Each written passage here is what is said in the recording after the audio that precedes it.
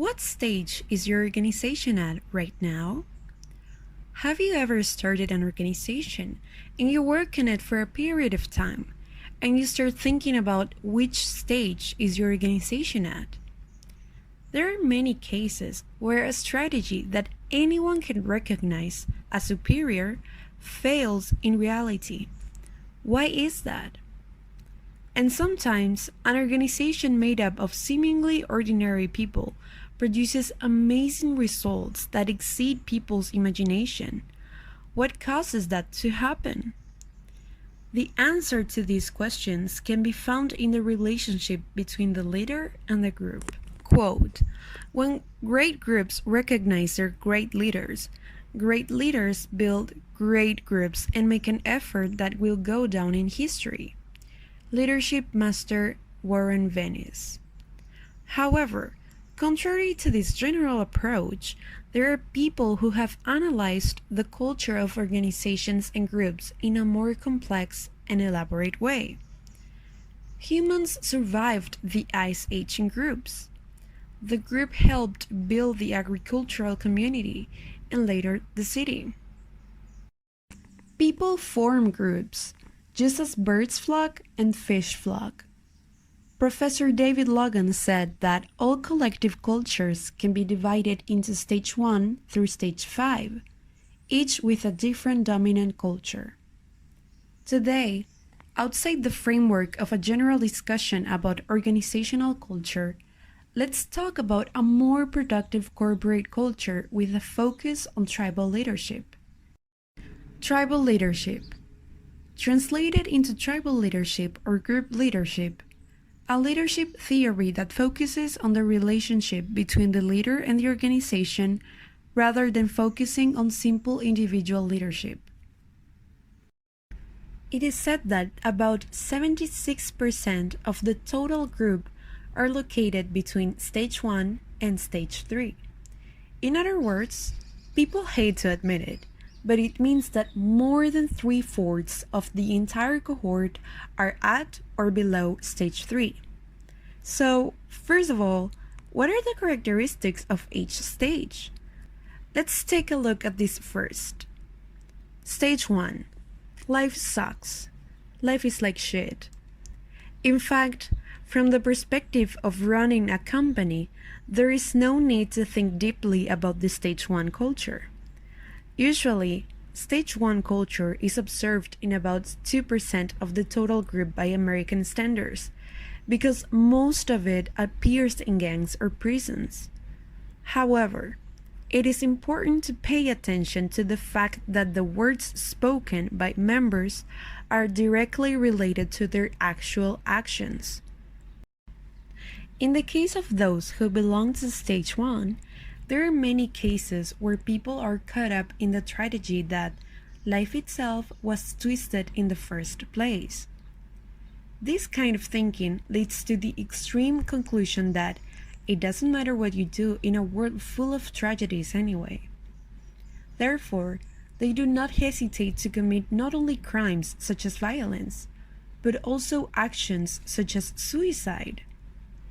This means that by observing the words of the members, you can read the worldview they see. This approach is one of the important pillars of tribal leadership. And I hate to admit if there is pessimism about life within the organization, but it is reasonable to think that the organization is currently in stage 1. Stage 2. My life sucks. My life is ruined. Although stage 1 and stage 2 may look similar at first glance, there is a big difference between the two. Stage 1 is pessimistic about life itself, while people in stage 2 have a weak negative perception of life itself, but have a perception that my life is twisted for some reason or cause.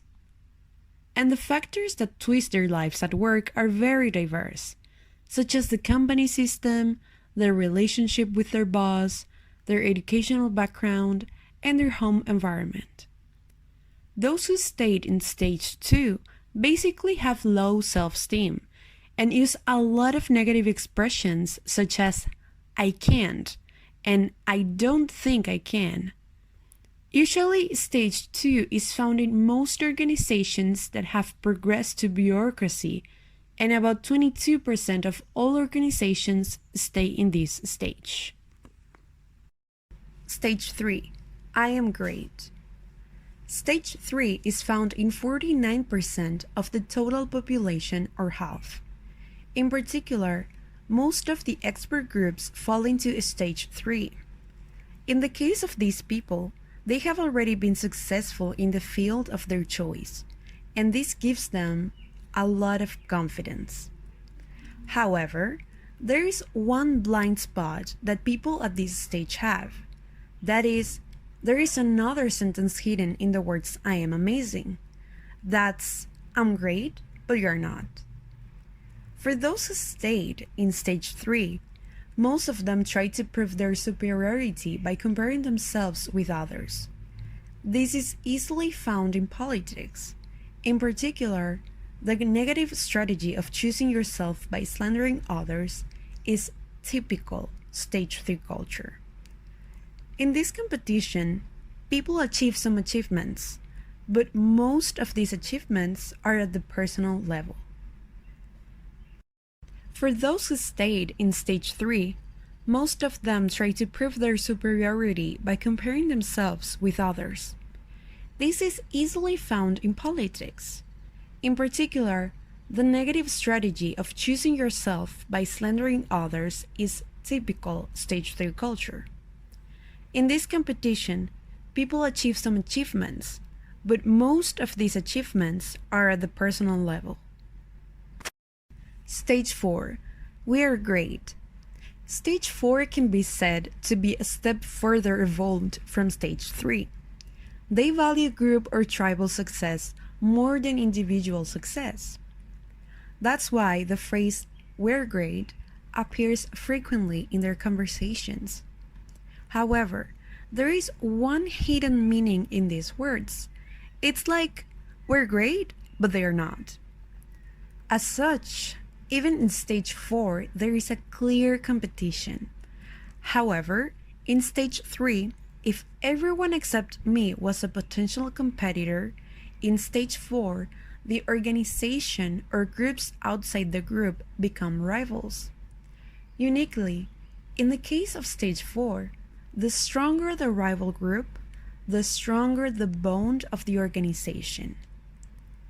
The most successful sports teams are usually in stage 4, so they have a great desire for achievement and a hunger for the team that is higher than the individual level.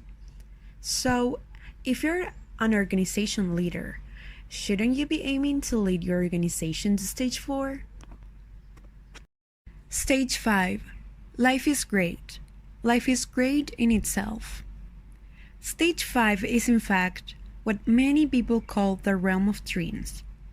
They don't even need a competitor. Those who have reached stage 5 simply do their best to leave a greater result in the world based on their noble cause and core values.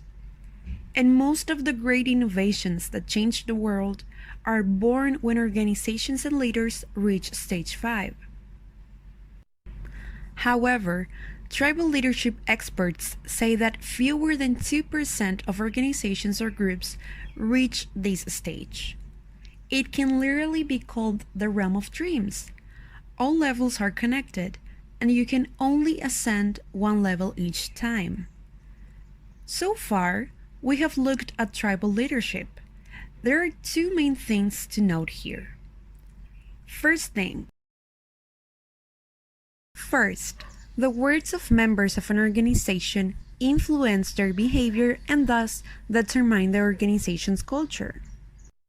If the members of the organization use the expression, "My life is ruined, my life is twisted" a lot, it means that their behavior and culture are very likely to end up staying in stage 2. Therefore, if you're an organizational leader, you need to listen to what the members are saying. Listening is a smart way to measure organizational culture.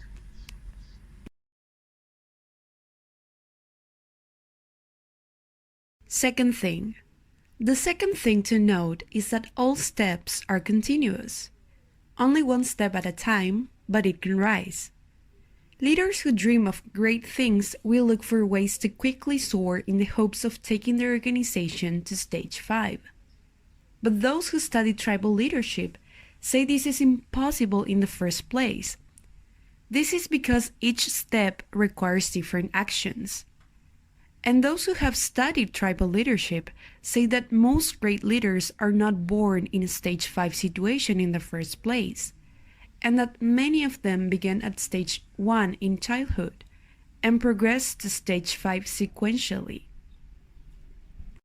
As such, tribal leadership experts say that anyone can elevate an organization by using the key levers of each stage well. What level is your organization at now? Because the leader forms the organization and the leader develops the group, and the consequences of these actions eventually come back to the leader himself. In other words, a leader becomes a greater being that can be achieved alone as a single individual by devoting himself or herself to the organization.